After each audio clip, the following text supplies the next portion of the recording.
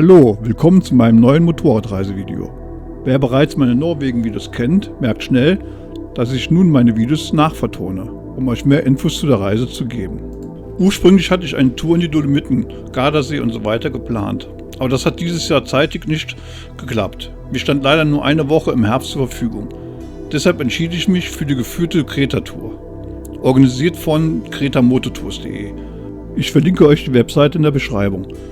Ob man die Tour in der Gruppe fährt oder alleine, das kann jeder Teilnehmer selbst entscheiden. Leider sind die Fahraufnahmen mit der Helmkamera doch recht eintönig. Ich hatte zwar eine Drohne dabei, aber in dieser Woche hatten wir sehr starken Wind, so dass ich diese nicht einsetzen konnte. Auch die Strände waren wegen Sturm gesperrt, zumindest auf unserer Nordseite. Die Apartments liegen direkt am Strand. Nur eine Straße trennt uns vom Meer. Hier unten, das ist mein Apartment. Jetzt gehen wir uns mal rein und schauen uns mal kurz die Ausstattung an. Ich finde, es ist vollkommen ausreichend. Mehr braucht man nicht. Frühstück und Abendessen sind inklusive. Beim Abendessen habe ich die anderen Teilnehmer kennengelernt. Unbedingt erwähnen muss man noch, ohne Werbung zu machen, dass die Atmosphäre bei Kreta-Mototours sehr familiär war und ich mich von der ersten Sekunde an dort sehr wohl gefühlt habe.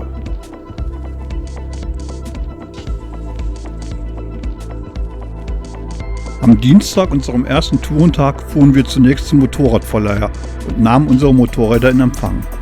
Ich entschied mich für eine Tenere 700, da ich diese auch privat seit 2 Jahren fahre. Andere Teilnehmer fuhren eine CF 250L, mehrere XT 660, eine GS 800, eine V-Strom 650 und eine Africa Twin 1100. Der Papierkram war schnell erledigt und wir starteten unsere erste Tour auf Kreta.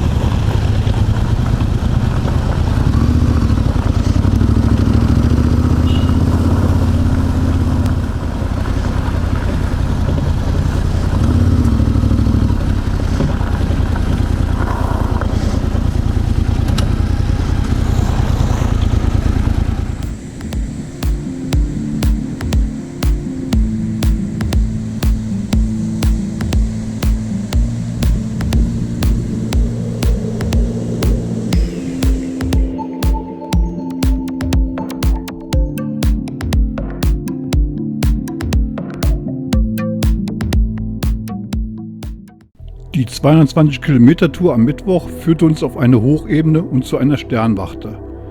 Wie schon in Norwegen machte mir meine panische Höhenangst Probleme, so dass ich auf die Fahrt zur Sternwarte verzichtete. Wie sich im Nachhinein zeigte, hatte ich auch nichts verpasst, da die Sternwarte im Nebel lag und man nichts von der sonst tollen Aussicht gesehen hat.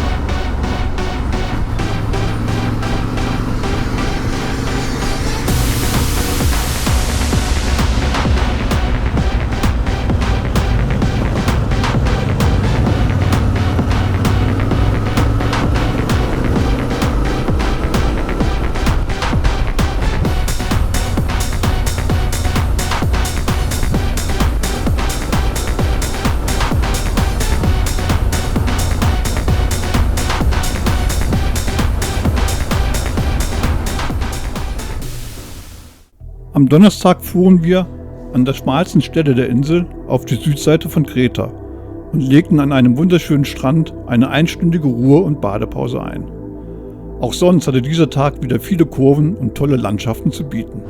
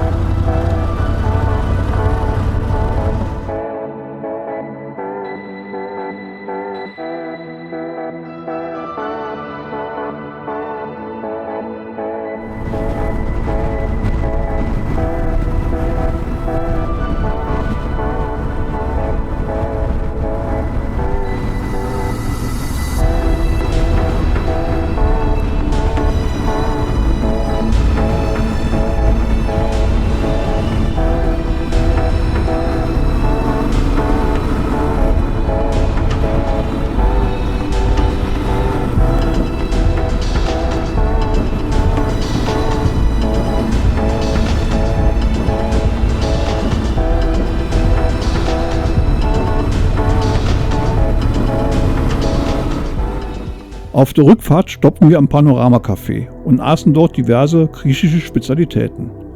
Der Name Panorama Café war Programm. Eine absolut tolle Aussicht. Aber auch der 20 Kilometer lange Pass, der dorthin führte, war sicherlich ein Highlight dieses Urlaubs.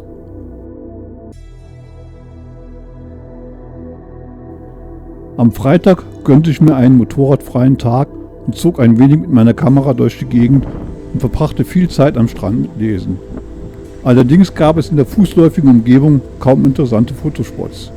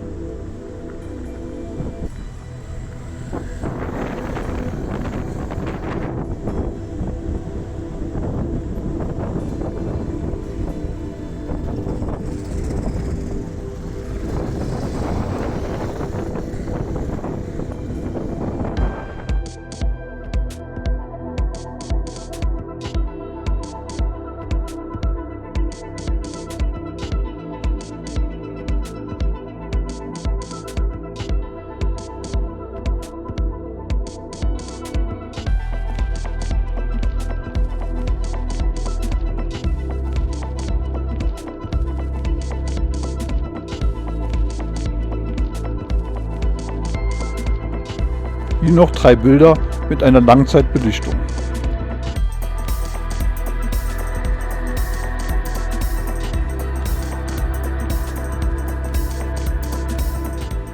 Am Samstag trennte ich mich mit noch 2 Teilnehmern von der Gruppe. Wir fuhren auch nur 100 Kilometer an diesem Tag, da wir auch etwas Kultur mitnehmen wollten. Wir besuchten den berühmten Palast von Knossos. Von unserer Unterkunft aus gab es nur 2 Strecken, die dorthin führten. Einmal über die Schnellstraße und einmal durch die Berge. Wir entschieden uns bei der Hin- und Rückfahrt für die Strecke durch die Berge.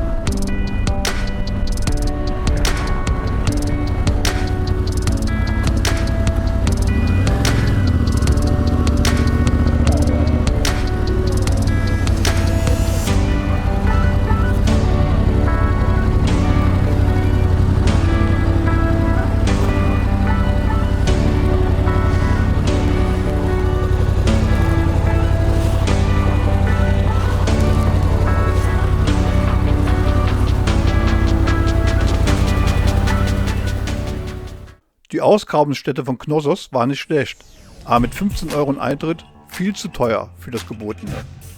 Wir waren zum Glück relativ früh dort und mussten nur 15 Minuten warten. Als wir ca. 1,5 Stunden später rauskamen, war die Schlange unendlich lang. Dort hätten wir uns bestimmt nicht angestellt.